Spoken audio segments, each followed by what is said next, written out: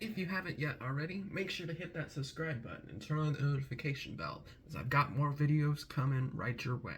Hobbyist here, and here I am to explain One Night Ultimate Alien, which is probably the hardest to explain in the series as there's a lot of variables that can go into how the game shapes up. But ultimately, I need to explain to you the teams and what their objectives are. Switching up the order of things for this particular One Night tutorial, we're going to start with the Village team. Now, all of the roles inside of One Night Ultimate Alien are dictated by the app. So if you do not have the app of One Night Ultimate, you need to have this app in order for it to successfully work. Because otherwise, you're entirely screwed. In fact, even the rulebook itself inside of the box tells you need the app because there's so many variables. So, to kind of do my best to explain the roles here, we have the exposer at the top left, who has the ability to look at 1, 2, or 3 of the center cards and turn them face up, and the app's going to tell you how many. The cow wakes up and will stick out, actually doesn't even open their eyes during the night. The cow will stick out their fist when the app tells them to, and any nearby aliens that are next to them will have to tip the cow by tapping that cow's fist, indicating, hey, there's an alien in my area. The Oracle is the hardest role to explain because it is entirely dependent on the app. It could vary from anything such as asking the Oracle to join a specific team, guessing a particular number, guaranteeing a ripple, which is a new mechanic in this game. It's a huge variety of different abilities that is really hard to explain and constantly changes each and every single game. The Rascal has the ability to either swap cards depending on whatever the app tells them. Sometimes it's neighbors, sometimes it's specific numbers. Again, there's so much variability and you never get the same ability twice, to where it's kind of difficult to explain that character's role. Then we have the Psychic, who can look at a card from X amount of things depending on what the app says. As you can tell, this common theme of whatever the app says is kind of important. Then we have the most borderline character that is technically on the Village team, but is very, very, very different from everybody else inside of the One Night Ultimate series in general. So he's going to be a bit of a doozy to explain. So independently, if the leader just happens to be in the game, he is on the Village team. His ability is that when he wakes up, all of the aliens have to put their thumbs out. He knows exactly who the aliens are. Not the specifics as far as names or anything like that, but he knows that those people are aliens. If that is the only case, then all that happens is that in order for leader to stay alive and to win alongside the villagers, is that he needs to subtly find a way to communicate with the rest of the village team who the aliens are, and to not raise any suspicions from the aliens. Because if all of the aliens vote for that person and think that they are the leader, and the leader dies, then regardless on if an alien is killed, then the alien team wins. So you gotta be a little bit sneaky with the leader, because yes, you have all this knowledge of who the aliens are, but if you aren't careful, then the aliens are gonna suspect, well, clearly this guy's the villager, he knows who we all are, so we're gonna just take him out. But here's the other part of what makes the leader more complicated. If Zerb and Groob are in the game, and the leader sees Zerb and Groob are in the game, as Zerb and Groob will stick out their thumbs later to verify that they saw each other or not, then at that point, the leader is no longer on the village team. In fact, at that point, then the leader wants himself and Zerb and Groob to survive in order to win. So he is sometimes a village team, in which he's trying to sneak around and convince the rest of the village team to vote for an alien without raising suspicion, or he's on his own team making sure that Zerb and Groob stay alive. The next team that we have is the independent roles. There's a significant number of independent roles and conditions that have to be met inside of One Night Ultimate Alien in comparison to anything else inside of the series. Starting from the top left, we have the Blob. The Blob doesn't physically wake up at night, but the app will tell the Blob which people are a part of the Blob, whether it be his direct neighbors, whether it be the 4 people to his right, or something like that. And then at that case, the Blob's objective then is to keep himself and whoever else is a part of the Blob alive in order to win. Now here's an interesting thing. Normally, the aliens are the minority team and are the opposition to the village team. But the synthetic alien is right there. So, the way that the synthetic alien works is that the synthetic alien will wake up with all of the aliens in the beginning to know who everybody is. So, if Zerb, Groob, and the aliens, as well as the synthetic alien, are in the game, they'll all wake up and be like, hey, cool, we are all the aliens. However, the synthetic alien's technology is believed to be too dangerous for either side, so the synthetic alien is trying to get themselves killed. If the synthetic alien dies, neither the village team nor the aliens win. So it's possible for independent roles to win. Obviously, the synthetic alien wins if he dies. So it's a very interesting kind of role. The role that's next to the synthetic alien is the mortician.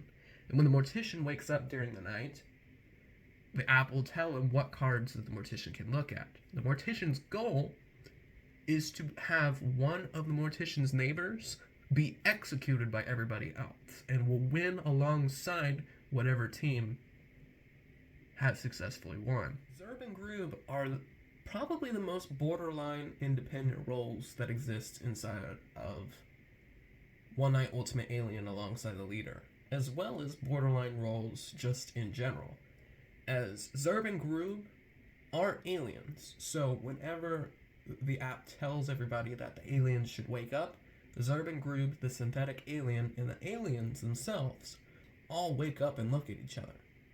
Later on during the night, Zerb and Groob will wake up and see if they see each other. If they don't, then they are a part of the alien team and are trying to fulfill the alien team's objective. If they both do see each other, Groob and Zerb are trying to get each other killed. So if Groob kills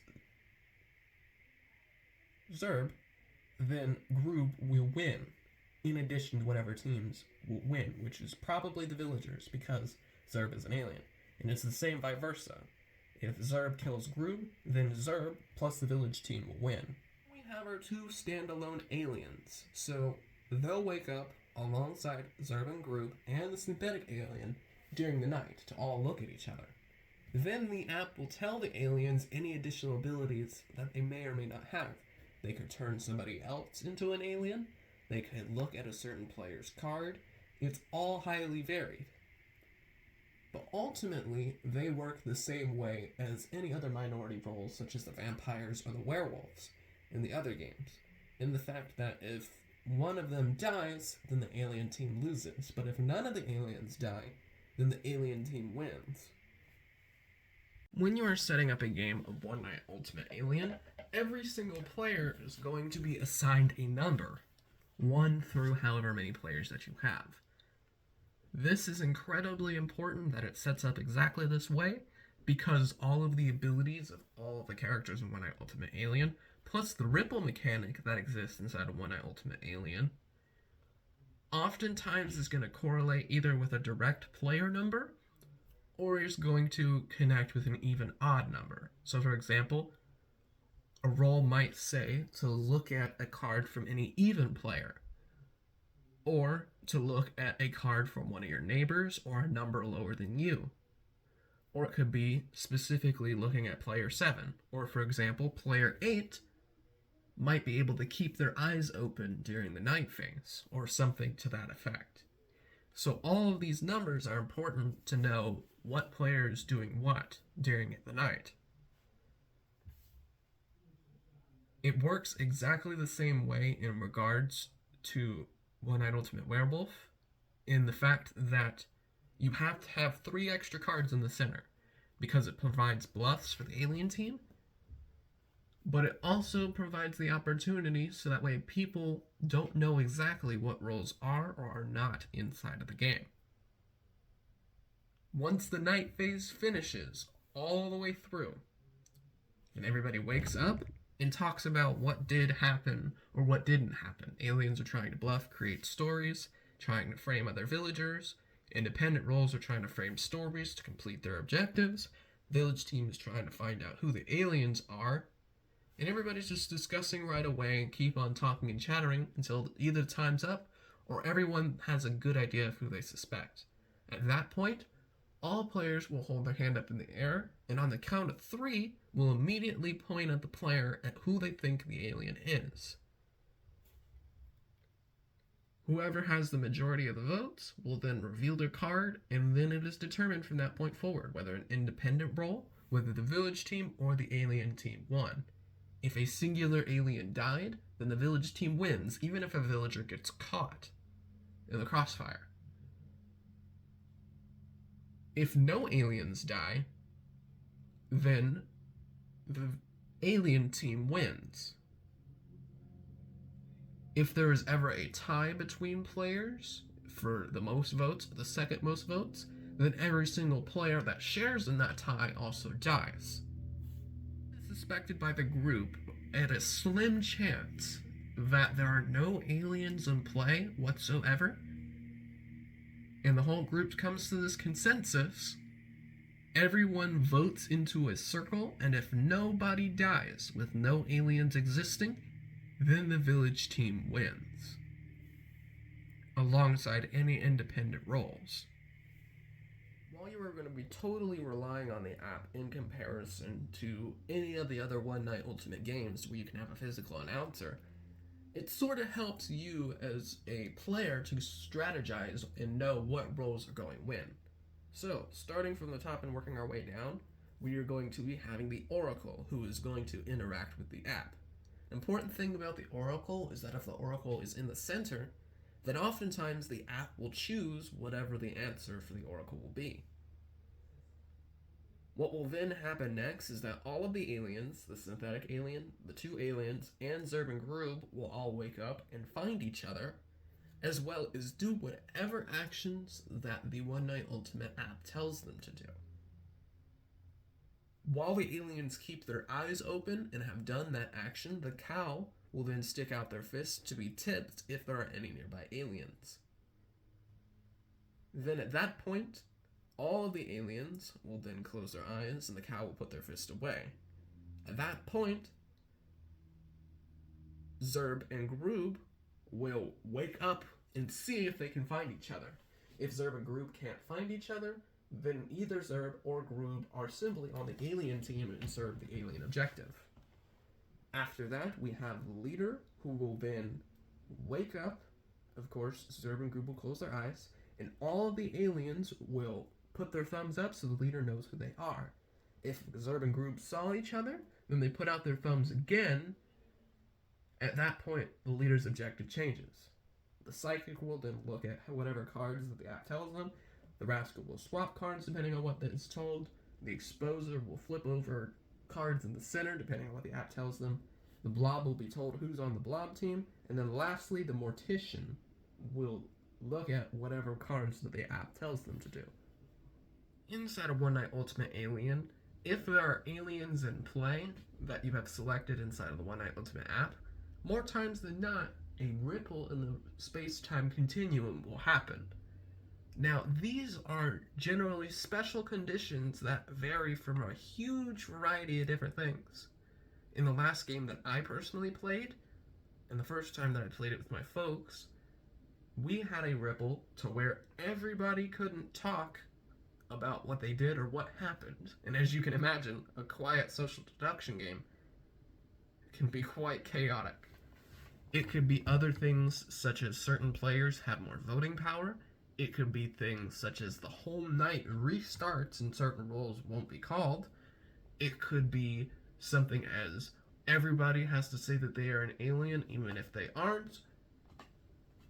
Certain players might gain certain powers. Like, It is the most wildly chaotic puzzle to try to figure out what it is that's going to happen inside of One Night Ultimate Alien, because all the ripples could throw away your initial plans.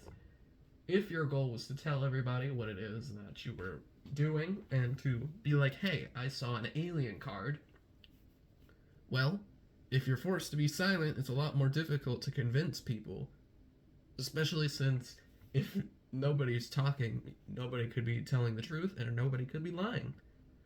So it is definitely the hardest. This wouldn't be the first one that I would pick only because nothing stays exactly the same. If you want to be more consistent and consistently get to know the game, then I would highly recommend that you try either One Night Ultimate Vampire, One Night Ultimate Werewolf, or One Night Ultimate Daybreak.